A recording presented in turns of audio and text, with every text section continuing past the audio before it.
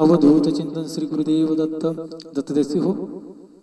दत्तगुजवाइन YouTube चॅनलच्या माध्यमातून आपण पाहतोय गुरुची किमयागिरी. गोरक्षनाथ महाराज आहेत, मच्छिंद्रनाथ महाराज आहेत आणि छोटासा बालक आहे मिनीनाथ अज्ञानी बालक. तो त्याला काही सुतवाचं नाही, याच्यामधलं काही कळत नाही, परंतु संवाद दोघांचा चाललाय.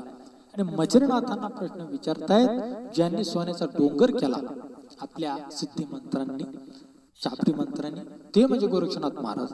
आणि ते म्हणतायत अहो गुरुवर्य, ती सोन्याची वीट तुम्ही का सांभाळली? इतक्या दिवस तुम्ही त्या सोन्याच्या विटेला एवढा जीव का लावत होता? कशामुळे तुमच्या जोडीमध्ये ती आजपर्यंत तुम्ही सांभाळली? चोरांची भीती एक वेळेस तुम्ही मान्य केली, परंतु सोन्याची वीट सोडली नाही. कशामुळे? काय कारण होतं? आपल्यासारखे निर्मोही निस्पृही वैराग्य संपन्न असताना कशामुळे आपण सोन्याची पीठ सांभाळली? मला त्याचं कारण तरी सांगा. आणि मग त्यावेळेस जे काही मच्छिंद्रनाथ महाराज आहेत ते काय म्हणतात ऐका. गोरक्षा बाळा, ती सोन्याची पीठ मी आजपर्यंत माझ्या झोळीत सांभाळली ना, त्याचं कारण म्हणजे असं होतं, ती सोन्याची पीठ आपल्या देशात नेऊन मला मोडायची होती. म्हणजे आपला देश म्हणजे कोणता? गर्भगिरी पर्वत. या ठिकाणी एखाद्या सोनारकडे जावं आणि ती सोन्याची वीट मोडून टाकावी, आणि त्या सोन्याच्या विटीमधून जे काही पैसा वगैरे काय त्या काळचं जे असल द्रव्य वगैरे ती जी जमा होईल, तर त्या पैशांमधून आपण काय करायचं, तर अनेक साधू संतांना बोलवायचं. देवा साधू संता भंडार भरवी षड्रसी जीवभी पक्वानानी. अनेक साधूंना बोलवायचं, अनेक देवी देवतांना बोलवायचं, अनेक संत महंतांना महात्म्यांना संन्यासी योगी जपी तपी सगळ्यांना बोलवायचं या गर्भगिरी पर्वतावरती. आणि या ठिकाणी फार मोठा भंडारा करायचा, फार मोठं अन्नदान करायचं, संतांचा मेळावा करायचा. हा माझा मानस माझ्या मनामध्ये होता, हा विचार माझ्या मनामध्ये होता. आणि म्हणून गोरक्षा या ठिकाणी ती सोन्याची वीट मी माझ्या झोळीमध्ये वागवत होतो.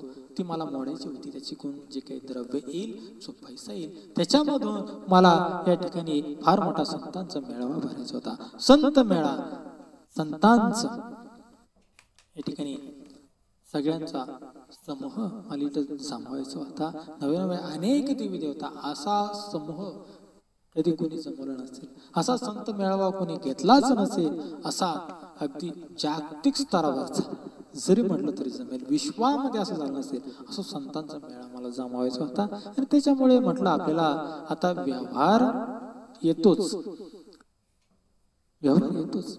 अनेक जणांची राहण्याची व्यवस्था, आता राम मंदिराचं तुम्ही पाहिलं तर अनेक ठिकाणी तंबू होते, यज्ञ मंडप होते, अनेक येणारी भक्तगण मंडळी तर होतीच, परंतु VIP माणसं पण होती. सगळ्यांची व्यवस्था करायला जवळपास 1 महिन्याचा कालावधी गेला. तर त्या पद्धतीने जसं राम मंदिराचं आता घडलं ना, तर तसं संत मेळावा ही मूर्ती प्राणप्रतिष्ठा होती, परंतु संतांचा मेळावा ज्याला भंडारा असं म्हणतो, किंवा तिकडे उत्तर भारत वगैरे तिकडे लंगर असं म्हणतात. तर असं प्रकारचं जेवण, पक्वान्न भोजन सगळ्या संत मंडळीला आपण जेव घालावं आणि ठिकाणी संतांचा मेळावा भरावा. एक महोत्सव ज्याला आपण म्हणतो, संत महोत्सव आपण भरावा, असं माझ्या मनामध्ये विचार होता रे गोरक्षा. आणि त्याच्यामुळे ती मी सोन्याची वीट आजपर्यंत सांभाळत होतो. आणि एवढीच इच्छा, एवढीच भूक, एवढीच आकांक्षा माझ्या मनामध्ये होती, असं मच्छिंद्रनाथ महाराजांनी त्या गोरक्षनाथ महाराजांना सांगितलं. गहिनी मिनासी पाजरली ते तो प्रसादे भरितो किमयागिरी. आणि मग गोरक्षनाथ महाराज त्या ठिकाणी मच्छिंद्रनाथ महाराजांना म्हणतायत, काय म्हणे महाराज, फक्त एवढीच इच्छा तुमच्या मनात होती? अहो हा शिष्य ती पण इच्छा पूर्ण करायला तयार आहे. गोरक्षनाथाची माघार नव्हतीच. गुरुनी सांगावं, शिष्याने ऐकावं, अशी शिष्य म्हणजे गोरक्षनाथ. आजपर्यंत पहा तुम्ही, गोरक्षनाथांचा जसा जन्म झाला ना, तशा संपूर्ण कथा गोरक्षनाथ, मित्र म्हणतो याच्यावरती एक पुस्तक लिहावं. आता मला दत्तगुजबाईंवरती व्हिडिओ बनवायलाच वेळ नाही तर पुस्तकं कधी लिहित बसायचं हा एक मोठा प्रश्न आहे. परंतु स्पेशल असं गोरक्षनाथांचं चरित्र, गोरक्षनाथांची गुरुभक्ती, मच्छरनाथांचं चरित्र मी तुम्हाला एक क्ल्यू देतोय, एक तुम्हाला मुद्दे सांगतोय. कुणाला जर जमत असेल तर पहा.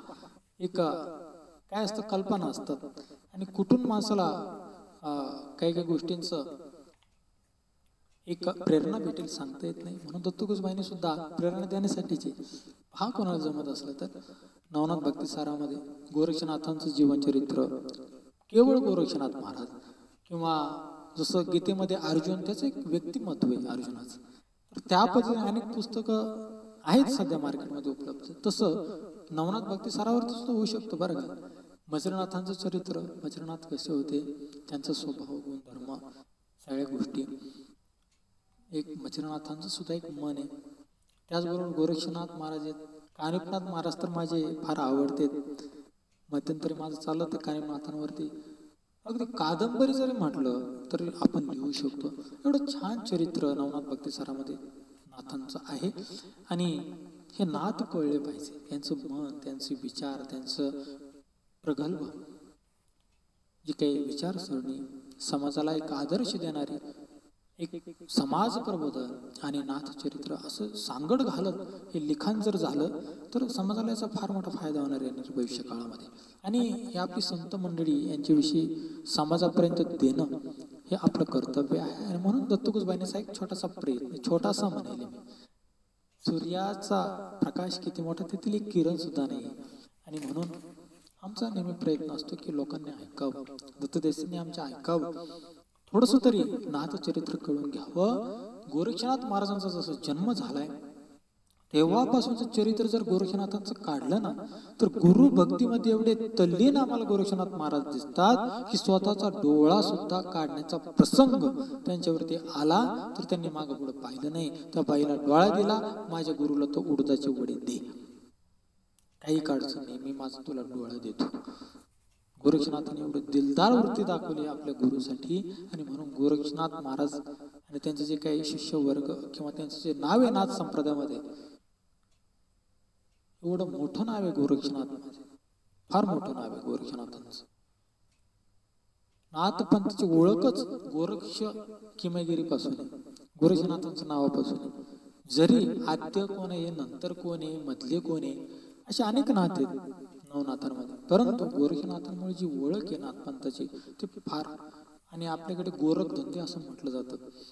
गोरख धंदे म्हणजे काही उरपाट तिरपाट काही जर एखाद्याने कृत्य जर केलं, सोयीचं करायचं तर उलट गेलं, काही करतात ना माणसं, तर त्याला गोरख धंदे आपल्याकडे म्हटलं जातं. ही सगळी जे काही असे वाक्प्रचार, काही उद्गार जे तरी सगळे गोरक्षनाथांच्या किमयागिरीपासून त्याच्यामधून त्याचा उद्गम झालेला आपल्याला दिसतो.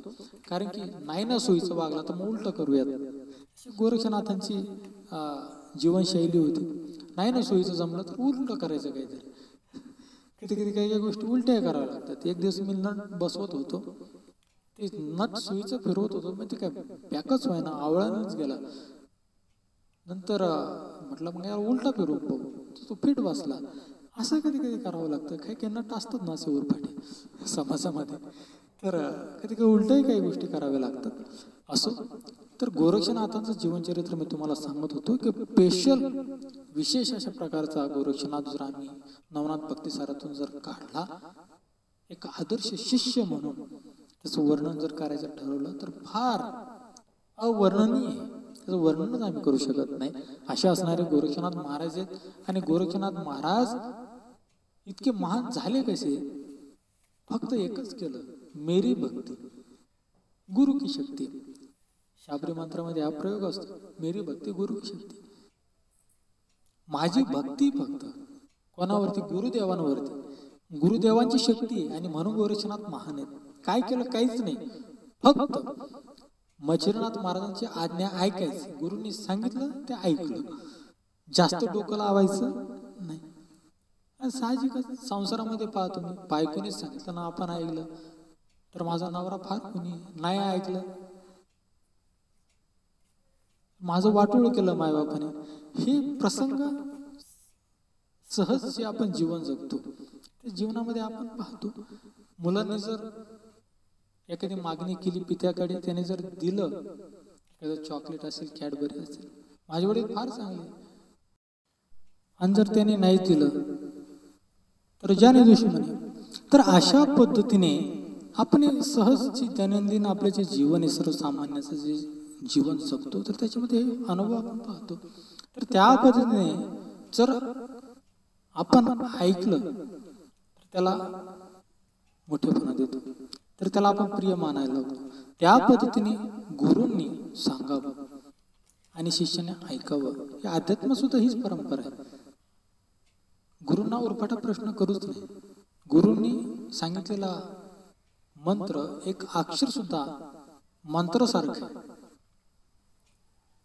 गुरूंचं एक अक्षर सुद्धा मंत्रासारखं मानलं जातं. आणि म्हणून गोरक्षनाथ मोठे झाले.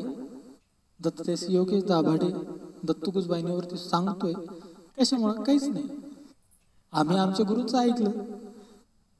गुरुजी सांगतात ते आम्ही ऐकतो, म्हणून हे सगळं काही तुम्हाला वैभव पाहायला भेटतं. हे नाथ चरित्र आहे बाबा, हे फार मोठे दिव्य चरित्र आहे. तुम्हाला आम्हाला समजून घ्यायचं असेल तर आम्हाला शरण जावं लागेल, संतांकडे जावं लागेल. आणि संतांकडे गेल्याच्या नंतर ते काय गोष्टी सांगतायत, परमपूज्य वासुदेवानंद सरस्वती म्हणतात, संतांकडे फक्त जायचं, त्याला विचारायचं नाही काही, ते बरोबर सांगतात, ते फक्त ऐकायचं. तुम्ही विचारतायत याचा अर्थ तुम्ही काहीतरी पूर्व ज्ञान घेऊन गेलात. आणि जोपर्यंत ते ज्ञान पूर्णता जात नाही तुमच्याकडचं, बरं का, तोपर्यंत दुसरं ज्ञान कसं भरणार ना. एक दिवस काय झालं, शंकर बाबा बसले होते आपले धनगवडीचे, आणि शंकर बाबांकडे एक जण असाच प्रश्न करणारा आला. आणि आल्याच्या नंतर तो लागला विचारायला शंकर बाबांना प्रश्न. त्यावेळी शंकर बाबा चहा पित होते. शंकर बाबांना चहा आणि सिगारेट फार आवडतं. आणि चहा पित असताना ते बशी भरली, कपही भरलाय, आणि ते चहा ओततायत ओततायत ओततायत, आणि याचा प्रश्नाची सरबत ते चालूच आपली शंकर बाबांकडे. आणि मग शंकर बाबा तिकडे चहा ओततायत, कप भरलाय, बशी भरली, आईकडून प्रश्न विचारायचं काही कमी करेना, आणि समोर सगळ्या गोष्टी घडतायत. प्रश्न करता म्हणतो, काय करताय म्हणे शंकर बाबा तुम्ही? काय नाही म्हणे, कप भरायचा.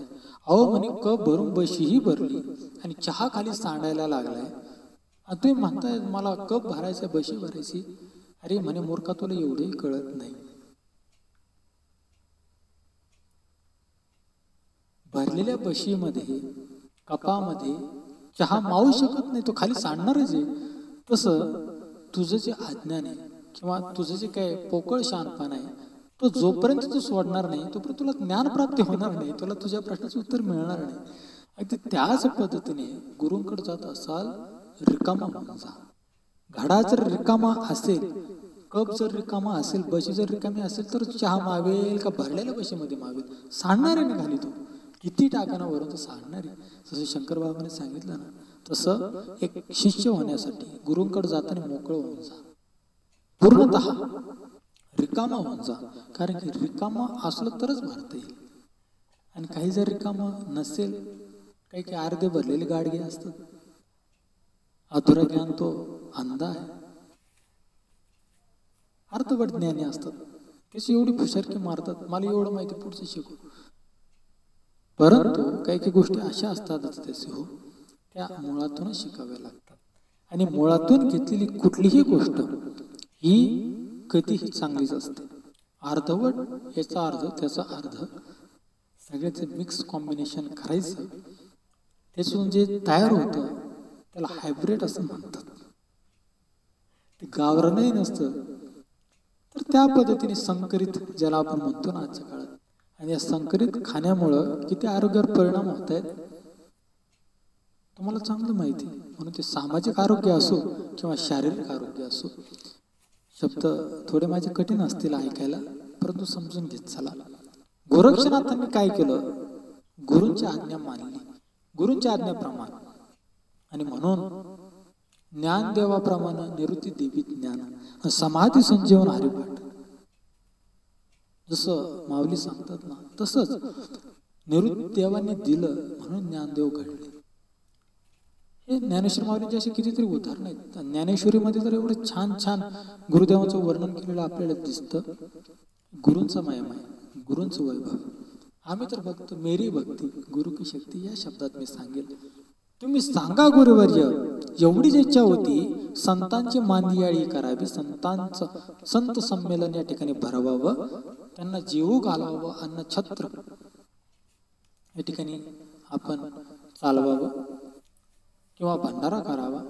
एवढीच काही ती इच्छा. मग ती कधी सांगणार कधी तुम्ही? आणि मग असं म्हटल्याच्या नंतर त्या ठिकाणी गुरुचनाथांनी अजिबात विलंबच केला नाही. गंधर्व अस्त्र जे आहे तर त्या गंधर्व अस्त्राचा त्या ठिकाणी जप केला. आणि गंधर्व अस्त्राचा जप केल्याच्या नंतर ती भस्मची मोठी अशा स्वर्गाच्या दिशेने त्यांनी फुंकलेली आहे. स्वर्गाच्या दिशेने गंधर्व अस्त्र स्मरण करून ती भस्मची मोठी अशी फुंकली. आणि ती फुंकल्याच्या नंतर गंधर्वराज चित्रसेन, सर्व गंधर्वाचे जे राजे चित्रसेन, अरे नाथांची भस्मची मोठी म्हणजे कमी समजू नका. नाथांनी जर टाकली ना, देवाचा बाप जरी असला तरी यावं लागतं. गंधर्वाचा राजा, त्याला प्रश्न पडला, अरे हा भस्म तर आपल्या दिशेने आलाय खरा, कोणाचा आहे? गोरक्षनाथांचा. बाबा नाथपंथी, आपण नाही गेलो ते इकडे आले तर मग अजून हा करवायचा, त्यापेक्षा लवकरात लवकर गेलेलं बरं. आणि म्हणून गंधर्व राज चित्रसेन आहेत ते तातडीने गोरक्षनाथापुढे उभे राहतायत. आणि गंधर्व राज चित्रसेन काय म्हणतायत, महाराजा आज्ञा असावी. ते विचारत नाहीत गोरक्षनाथांना, प्रतिप्रश्न करत नाहीत. का बोलवलं, कशासाठी बोलवलं, काय काम होतं, फारच अर्जंट होतं का, फारच गडबडीत होतात काय, फारच तातडीचं होतंय काय, एवढंच भस्मची मोठी का फेकली तुम्ही, लगेचच का बोलवलं, प्रश्न केलेला नाही, प्रतिप्रश्न नाहीच. शब्द काय आहेत, नवनाथ भक्तिसार वाचा, ओवीबद्ध फार छान आहे. गंधर्वराज चित्रसेन येतात गोरक्षनाथांपुढे आणि विचारतायत काय माहिती, महाराजा आज्ञा असावी, आज्ञा मागतायत. संतांपुढे देव सुद्धा झुकतात, आज्ञा मागतात. संतांचा अधिकार आहे, देवांवरती विजय. कारण की 12 वर्ष तपश्चर्या केली, संयम ठेवलाय मनावरती, ब्रह्मचर्याचं पालन केलंय, मन ताब्यात ठेवलं. ज्याचा मनावर ताबा तो खरा बाबा.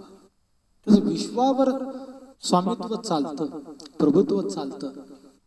असं ते कोणी येड्यागबळ्याचं काम नाही बाबा, हे ते असावेत जातीचे, तुकाराम महाराज म्हणतात. त्या पद्धतीने देव सुद्धा झुकतात, आज्ञा मागतात. कारण संतांचा सहवास देवाला भेटत नाही, म्हणून देव तर त्या ठिकाणी आतुरतेने वाट पाहतात कधी संत बोलावतील. परंतु संत ज्ञानी असतात. हे असे आयुष्य आरामात जगणाऱ्या लोकांना आपल्या जवळ घेऊन करणार ते काय? कारण की संतांना आपल्या आनंदामध्ये जगण्याची सवय असते. हे आपल्यासारखी माणसं श्रीमंतच घ्या ना, ज्यांच्याकडे फार पैसे, फार मोठ्या बंगल्या, गाड्या, दिसायला दिसतं सुख आहे, परंतु आतून पोखरलेले असतात. कारण की कीड लागलेली असते. कीड म्हणजे मोह, आणि हा मोह जगून देत नाही, जगून देत नाही. आणि म्हणून जे खरे संत त्यांना जवळ करत नाही. जे संत भेटतात ना, त्यांचा फायदा घेतात, मठ मोठी करतात आणि त्यांना भक्त बनवतात. हे बाबांच्या नावाने उदो उदो करतात, बाबा मोठं होतो, भक्त कंगाल होतात, बाबा मालामाल होतात. आणि म्हणून चित्रसेन नावाचा गंधर्व राजा आहे, स्वर्ग नगरीमधून यांनी भस्मची मोठी अशी भिरकावी आणि तिकडून गंधर्वराज चित्रसेनाने यावं आणि विचारावं, महाराजा आज्ञा काय, आज्ञा का काय आहे, काय तुमची आज्ञा, काय आदेश आहे तुमचा, आम्हाला सांगावं. प्रतिप्रश्न नाही, कशालाच बोलवलं प्रश्न नाही. आपल्याला जर एखाद्याने बोलवलं तर आपण विचारतो, काय रे बाबा कशामुळे हाक मारलीस, कशामुळे बोलवलंस. प्रतिप्रश्न नाहीच. गोरक्षनाथ आहेत ते, संत आहेत ते, योगी ते, तपस्वी ते, सर्व सिद्धींचे माहेर घर आहेत ते, मच्छिंद्रनाथ महाराज म्हणतात. प्रश्न नाहीच, आज्ञा असावी. फार विषय छान आहे. एवढं जर डिटेल, एवढं जर विस्तृत जर बोलायचं म्हटलं तर पूर्ण रात्रही पुरणार नाही, दिवस वर्ष पुरणार नाही, तेवढा गोड विषय असो. एक एक शब्दावरती तास तास बोलता येईल अशा प्रकारचा हा विषय. महाराजा आज्ञा असावी असं गंधर्वराज चित्रसेन म्हणतायत. काय काम करू तुमचे मी? काम सांगा फक्त, झालंच म्हणून समजा. गोरक्षनाथ महाराज म्हणतायत, अहो गंधर्वराज चंद्रसेन महाराज, तुम्ही आणखी तुमचे सहकारी गंधर्व या ठिकाणी बोलवून घ्या. काही नाही आमचं काम तुमच्याकडं, तुम्ही असं विशेष काही काम करूच नका. मग तुमचे जे काही इतर गंधर्व आहेत, तुमचं शिष्टमंडळ वगैरे, तर त्यांना सगळ्यांना जेवढे तुमचे गंधर्व जातीचे जे काही माणूस म्हणजे देवता जे असतील स्वर्गनगरीमध्ये, तर त्या सगळ्यांना इकडे बोलावून घ्या. एवढंच काय आमचं ते काम आहे. आणि मग या गंधर्वराज चंद्रसेनाला गोरक्षनाथ म्हणताय, तुमचे सगळे काही जे गंधर्व आहेत त्यांना तुम्ही बोलावून घ्या. ठीक आहे, पण कशासाठी बोलावायचे, काय काम देतात गोरक्षनाथ पाहायचं आपल्याला. आपण पुढील भागामध्ये. अवधूत चिंतन. श्री गुरुदेव दत्त. नमो.